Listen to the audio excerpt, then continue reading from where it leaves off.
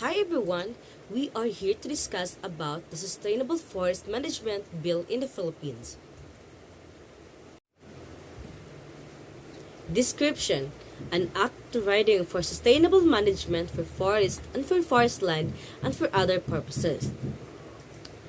So these are the general objective: to optimize the utilization of forest resource to support sustainable development of the country by providing equitable access and benefits sharing. Specifically, it seeks to undertake sustainable forest management strategies, promote sustainable livelihood, an incentive mechanism for forest management, strengthen institutional mechanisms to respond to forest management concerns, establish forest management units that can be managed by indigenous and local households, CSOS business organization, forest land tenure holders, national and local government units, and strengthen the role of FMB as a responsive and proactive body. Okay, good day everyone. In this video presentation, I will be discussing the topic that was assigned to me, which is what is the Sustainable Forest Management Bill, or the SFM. So the SFM aims to ensure that there are enough forest resources for present and future generation. It highlights the protection, conservation, and sustainable use of our forests. The bill consolidates all the policy proposal that seeks to provide sustainable solutions to properly manage and restore the country's decreasing forest cover. So overall, the SFM bill was implemented to ensure that there are natural resources that can be attained or that can be sustained for present and in future generations, which means that it aims, or the highlights of this bill is to conserve and preserve natural resources and that can be sustained for future generations. So SFM adheres to the mandates of the Philippine Constitution, promoting social justice, protecting and advancing the right of the Filipino people to a balanced and healthful ecology, and conserving and developing the natural wealth of the nation. So SFM bill doesn't just implemented to ensure that there are enough resources, but also it adheres to mandate and promote the social justice, or the equality between in society, as well as adheres to mandate in protecting and giving the rights of every Filipino individual to have a balance, or to an kanang to have a balance and healthful ecology, which means that every Filipino or individual have the rights, or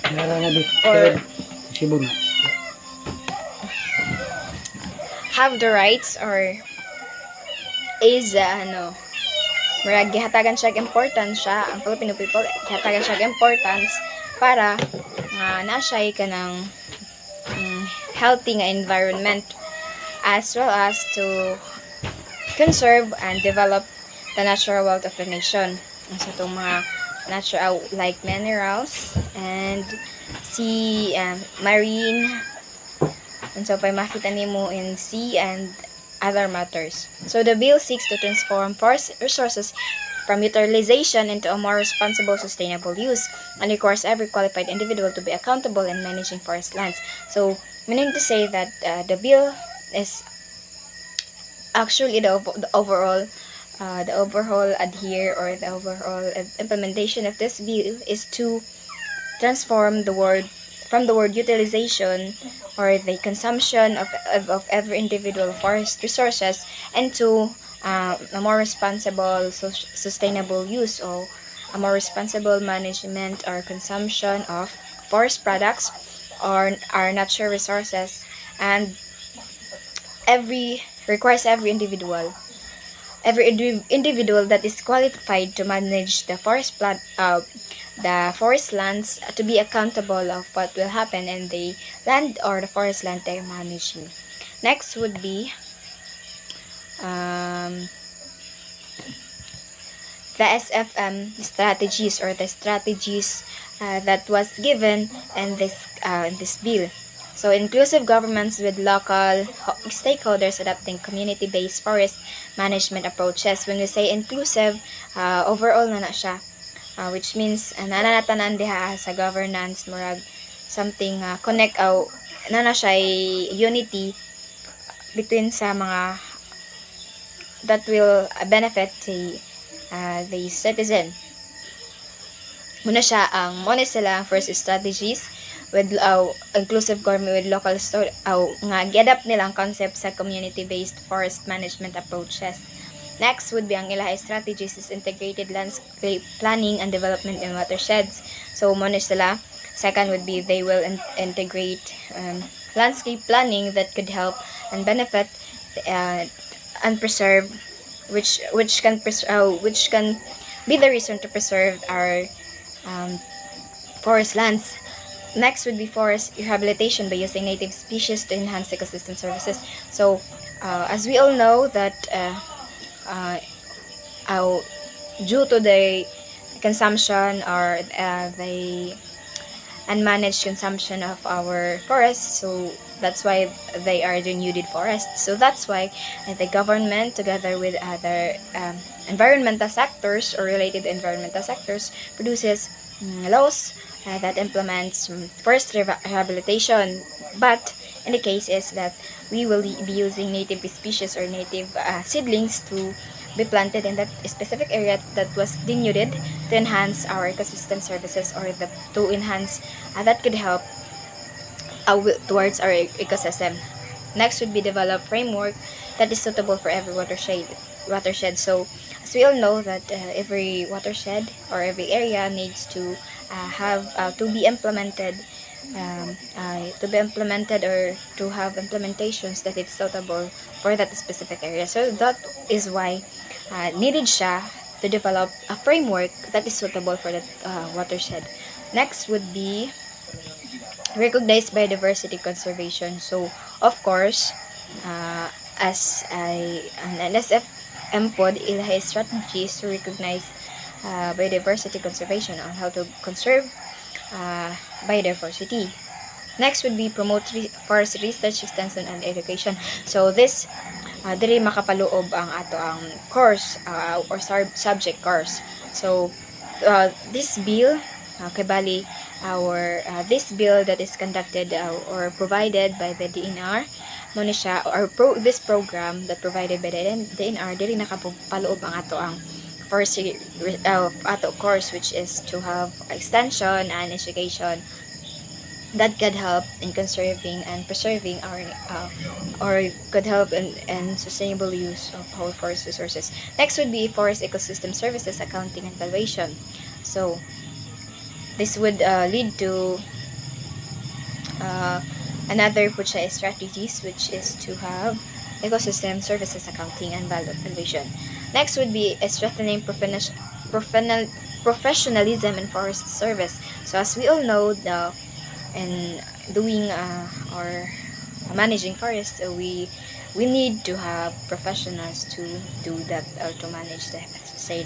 So that's why, and by conducting or by implementing this bill, it will strengthen, or this will be the strategies of the SFM bill to have conservation or to preserve and to consume the first resources in a sustainable use manner. That would be all for my part. Thank you, everyone. Qualified managers of FMU.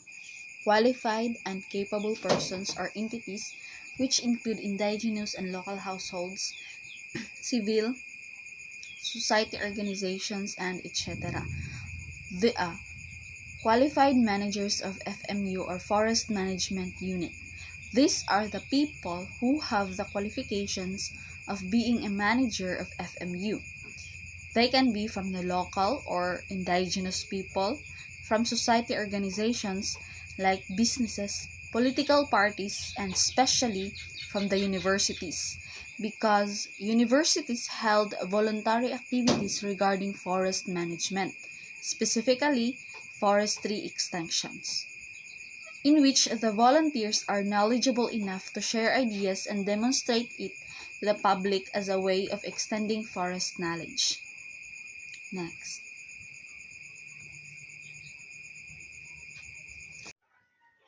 Good day, this is Maiden V. Durango, your reporter for today, and the topic that I'm going to discuss is about Sustainable Forestry Development Fund or SFDF, liberalized permitting system, and salient provision. First, we have Sustainable Forestry Development Fund or SFDF, established to provide concessional financing particularly for forest development projects proposed by qualified managers of FMUs. So when we say concessional financing, it is a below market rate finance provided by major financial institutions such as development banks and multilateral funds to accelerate development objectives. So the SFDF, they provide concessional financing para sa forest development project na di-propose sa mga qualified managers of FMUs. And kaning mga FMUs, they are the business organizations, forest land use tenure holders, and civil society organization or CSO. So liberalized permitting system. As long as planted, registered, and conforming to the prescribed development plan, forest products harvesting permits will no longer be required.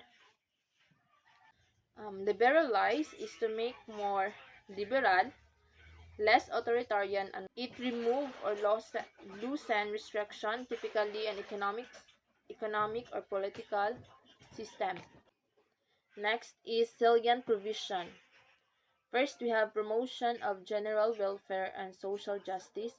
Second, ensure a balanced and healthy ecology. Next is watershed-based planning.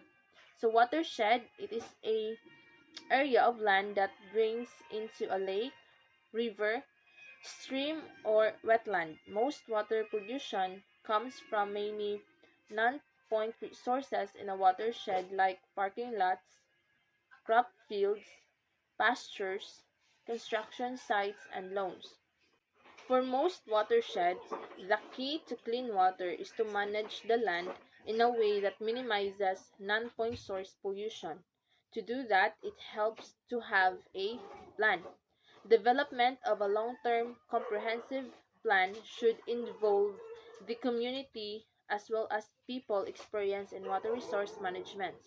A voluntary, locally led planning process that addressed a watershed specific social, economic, and environmental concerns helps ensure long-term success of the plan. The purpose of watershed-based planning is to help design projects to protect the watershed. Next is forest management oriented or FMU oriented. Next is enhancing ecosystem services. When ecosystems become degraded, however, their ability to deliver these benefits is diminished. Degraded forest can no longer provide a sustainable supply of timber and levels of carbon sequestration are reduced. Landscapes that are restored by the Endangered Landscape Program will provide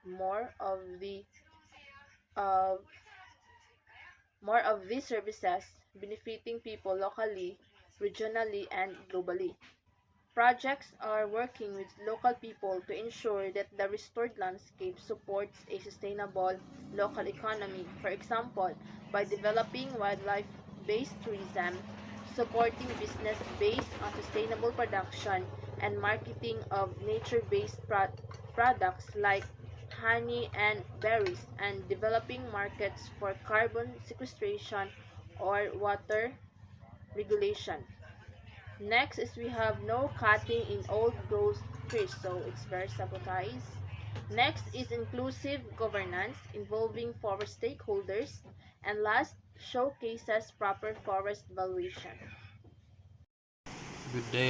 This is the continuation of our report. So, promoting plantations, indigenous species, climate change adaptation and mitigation, promotion of wood biomass as renewable energy. So some of the examples of wood biomass is firewood, wood pellets, and wood chips, lumber, and furniture mill. Security of tenure for stakeholders. So security tenure is like the legal right to continue living in or using building land, etc. Promoting stakeholders investment through Sustainable Forest Development Fund or SFDF to be created. Third-party forestry certification system. Strengthening FMB as a line bureau, professionalism in the forestry service, liberalizing permitting system, work plan-based development and utilization. So the SFM contributes to national and international targets. The SFM contributes to the Philippine Biodiversity Strategy and Action Plan or PBSAP and the UN Development Targets established in the Sustainable Development Goals or SGDs. That's all. Thanks.